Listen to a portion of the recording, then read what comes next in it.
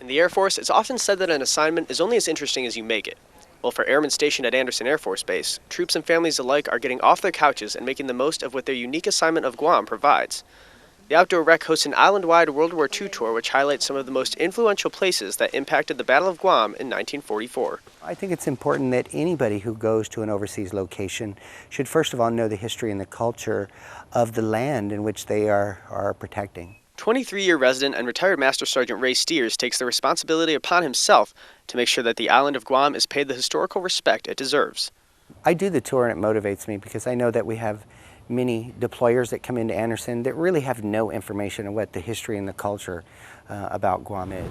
With Guam being an island of so much natural beauty, it's hard to imagine it being the site of some of the bloodiest battles in the Pacific Theater, but it was, such as right here on Aston Beach on July 21st, 1944, when thousands of Marines rushed up this coastline in an amphibious assault that would start the Battle of Guam.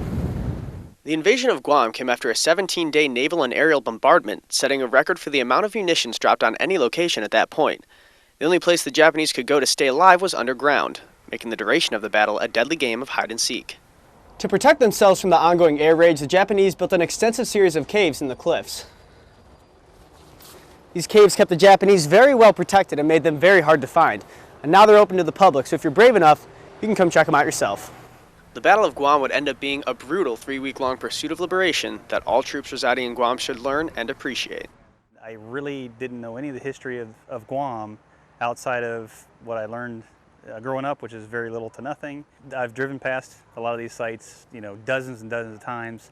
Some of them you would have no idea that they meant anything, but you get enough history where you understand the part that Guam played in World War II. Historically, I loved it. It's great. Every assignment offers something different, so it's important to go out and make the most of the land you're defending. Reporting from Andersen Air Force Base, I'm Airman First Class Adam Harder.